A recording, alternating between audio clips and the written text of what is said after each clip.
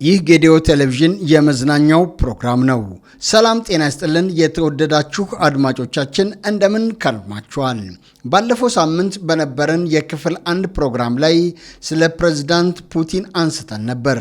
አሁን ሩሲያን እየመሩ ያሉት ፕሬዝዳንት ፑቲን ሕይወታቸው ከየት ጀምሮ ወዴትስ አመራ የሚለውን አቅርቤላችሁ ነበር። በዛሬ ዝግጅታችን ደግሞ እስከ ዩክሬን ጦርነት ድረስ ያላቸውን ታሪክ እንመለከታለን። አብራችሁን ቆይታ እንድታደርጉ ጋብዛለሁ። መልካም ጊዜ።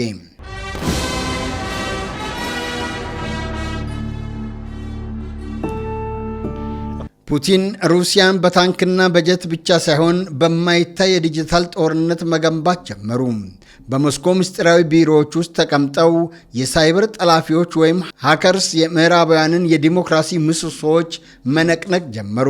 በ2016 የአሜሪካው ፕሬዝዳንታዊ ምርጫ በደረሰበት ወቅት የፑቲን የሳይበር ሰራዊት የምስጢር መረጃዎችን በመስረቅና በማህበራዊ ሚዲያዎች የሐሰት ወሬዎችን በመርጨት የምዕራባውያንን ፖለቲካ ምስቅልቅሉን አወጡት።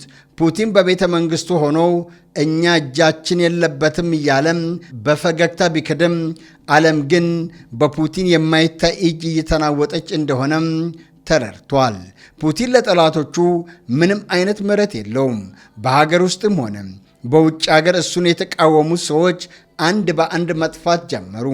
በለንደን ጎዳናዎች ላይ የቀድሞው የሩሲያ ሰላዮች በሬዲዮ አክቲቭ መርዝና በነርቭ ጋዝ ሲጠቁ ዓለም በድንጋጤ ደነዘዘች። እነዚህ ግድያዎች ልክ እንደ ጄምስ ቦንድ ፊልም አስፈሪና ምስጢራዊ ነበሩ።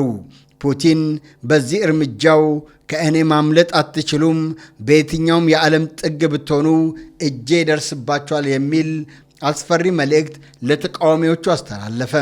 በሩሲያ ውስጥም ቢሆን የፑቲን ትልቅ ተቀናቃኝ አሌክሲ ናቫልኒ የፑቲንን ሙስናና የቤተ መንግሥት ምስጢር ሲያጋልጥ በሳይቤሪያም በረራ ላይ እያለ በድንገት በመርዝ ተጠቃ። ናቫልኒ በተአምር ተርፎ ወደ ሩሲያ ሲመለስ ወዲያውኑ ወደ እስር ቤት ተወረወረ። ፑቲን ተቃውሞውን በጭራሽ አይታገስም። ለእርሱ ስልጣን ማለት ፍጹም ቁጥጥር ነው። የሩሲያ ሚዲያዎች፣ ፍርድ ቤቶችና የደህንነት ተቋማት በሙሉ በፑቲን አንድ ትዕዛዝ ብቻ የሚንቀሳቀሱ ናቸው። ፑቲን አሁን ዘመናዊ ዛር ወይም ዘመናዊ ንጉሥ ተብሎ ይጠራል። የሕገ መንግሥቱ አንቀጾች በማሻሻል እስከ 2036 ዓ.ም ድረስ በስልጣን ላይ መቆየት የሚችልበትን መንገድ አመቻቸ። ይህ ማለት ፑቲን ከታላቁ ስታሊን በላይ ለረጅም ጊዜ ሩሲያን የሚመራ ሰው ይሆናል ማለት ነው። ነገር ግን ፑቲን በዚህ አልረካም። የሶቪየት ኅብረት መፈራረስን የ20ኛው ክፍለ ዘመን ትልቁ የጂኦ ፖለቲካ አደጋ ብሎ ስለሚያምን ያንን ታላቅ ግዛት ዳግም ለመገንባት የመጨረሻውንና ትልቁን ቁማር ለመጫወት ወሰነ። የፑቲን ዓይን አሁን በዩክሬን ላይ አርፏል። ዩክሬን ወደ ምዕራቡ ዓለም ካዘነበለች ሩሲያ ለአደጋ ትጋለጣለች የሚል ጽኑ እምነት አለው። በሩሲያ ድንበር ላይ በመቶ ሺዎች የሚቆጠሩ ሰራዊቶችን ማከማቸት ጀመረ። ዓለም በጭንቀት ጦርነት ይጀመር ይሆን እያለች ስትጠይቅ፣ ፑቲን ግን በክሬምሊን ረጅሙ ጠረጴዛ ላይ ተቀምጦ የመጨረሻውን የጦርነት ካርታ እያጠና ነበር። ይህ እርምጃ ዓለምን ወደ ሶስተኛው የዓለም ጦርነት አፋፍ የሚያደርስ ታሪካዊ ፍንዳታ ሊሆን ይችላል ተብሎ ተሰጋም። ለወራት ያህል በዩክሬን ድንበር ላይ በመቶ ሺዎች የሚቆጠሩ የሩሲያ ሰራዊት ተከማችተው ዓለም በስጋት ስትመለከት ቆይታለች። ምዕራባውያን መሪዎች ወደ ክሬምሊን እየተመላለሱ ፑቲንን ለማሳመን ቢሞክሩም እርሱ ግን በዚህ ረጅሙ ጠረጴዛው ማዶ ሆኖ በንቀት ይመለከታቸው ነበር። ፑቲን በልቡ አንድ ውሳኔ ላይ ደርሷል። ዩክሬን የኔቶ አባል መሆን የለባትም፣ ዩክሬን የሩሲያ ታሪካዊ አካል ናት የሚል ጽኑ አቋም ነበረው። ኡክራይና целиком и полностью была создана Россией. Считаю необходимым принять уже давно назревшее решение. Незамедлительно признать независимость и суверенитет Донецкой Народной Республики и Луганской Народной Республики.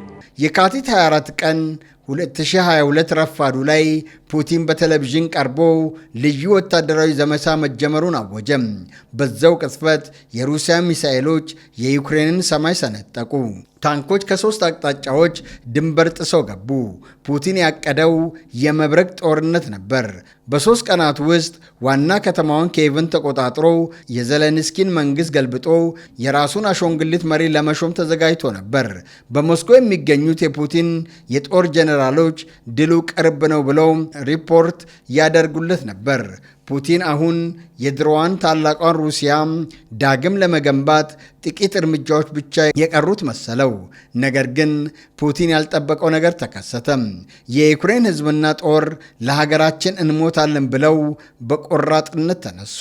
ፕሬዝዳንት ዘለንስኪ እኔ የምፈልገው ጥይት እንጂ ማምለጫ አይደለም በማለት በኪየቭ ጎዳናዎች ላይ ቆሞ ለፑቲን ምላሽ ሰጠ። የሩሲያ ታንኮች በዩክሬን ጭቃ ውስጥ ተቀረቀሩ። ሰራዊቱም ባልጠበቀው የመከላከል አቅም ተደናገጠ። ፑቲን ያሰበው የ3 ቀን ድል ወደ ረጅም ዓመታት ደም አፋሳሽ ጦርነት ተቀየረ። ምዕራባውያን በአንድነት በመቆም ለዩክሬን ዘመናዊ መሳሪያዎችን ማሽጎድጎድ ጀመሩ። ፑቲን በዚህ አልተሸበረም። ይልቁንም ይህ ጦርነት ከዩክሬን ጋር ብቻ ሳይሆን ከመላው ምዕራባውያን ጋር ነው በማለት ጦርነቱን ይበልጥ አፋፋመው። በሩሲያ ላይ ከታሪክ እጅግ ከባዱ የኢኮኖሚ ማዕቀብ ተጣለ። የሩሲያ ባንኮች ተዘጉ፣ በረራዎች ታገዱ፣ የምዕራባውያን ኩባንያዎች ሀገሪቱን ለቀው ወጡ። ፑቲን ግን ሩሲያን ወደ ምሽግ ሀገር ቀየራት።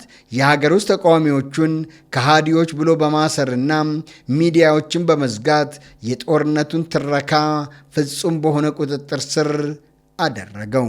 ጦርነቱ እየከረረ ሲመጣም ፑቲን ዓለም ይበልጥ ያስደነገጠ ማስጠንቀቂያ ሰጠ።